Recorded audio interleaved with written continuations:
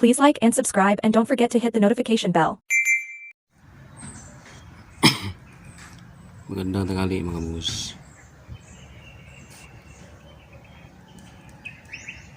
Kanopi ito boss. Yan. Ito yung matibay na pagbakal sa kanopi. Hanggang hindi mauga kahit pagkatapos boss to, kahit patungan to, hindi maano to. Ito, lahat ng dawil yan nakakunik sa kanopi, welded lahat yan. Yan na, welded yan lahat. Tapos ito ang pagbakal dito, 15 ang pagitan, 15. Tapos ito masupport pa yan. Maliban dito sa dalawa, taas baba yan, may support pa ito. Yan o, galing rito yan. Ito yung likod niya yan.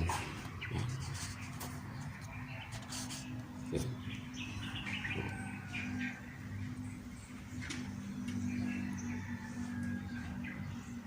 Tatlo dahil para hindi mo maganyan o,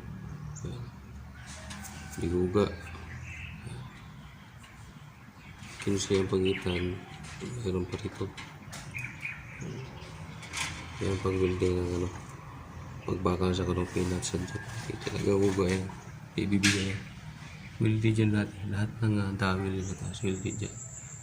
Tsaka ito, itong beam nya ilalim, ito tagos yan doon sa poste, welded din yan. Welded din yan, welded din, tagos yan hanggang doon sa kabilang poste, tagos yan doon.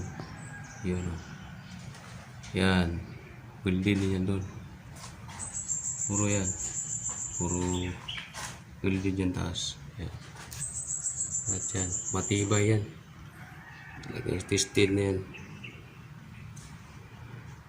hindi mo na mauga yan. Kahit patungan mo yan sa taas, lukso-luksuhan mo yan pagkatapos buhos yan, hindi mo mapabagsak yan.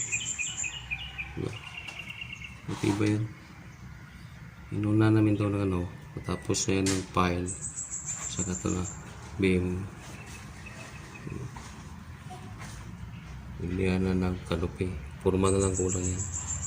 Kaya pag matibay na pag bakal ng kanopi yan.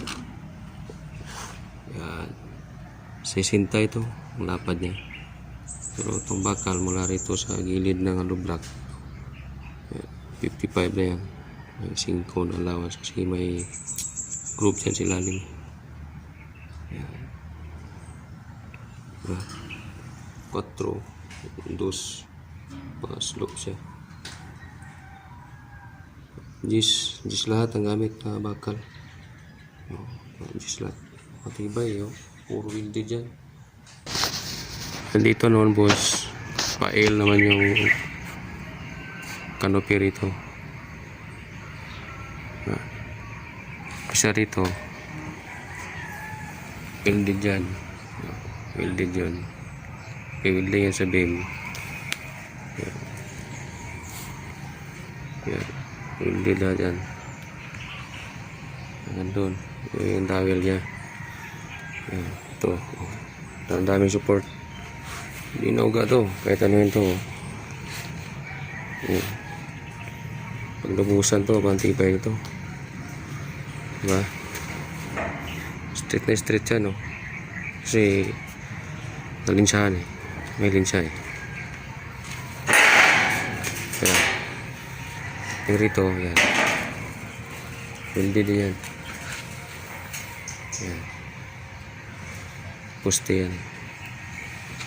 Yan, itong poste rin may mga sigsag yan kasi pagbubuhusan kakapit yung halo yan.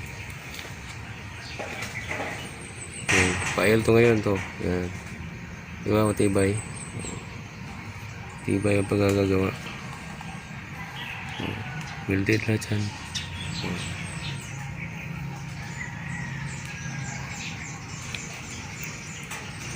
Yan pagka gagawa ng kanopi. tibayan na. Kahit patungan man yun sa taas, walang problema. Mahaba na ito pa L siya. Yan, salamin kasi yung lalim yun.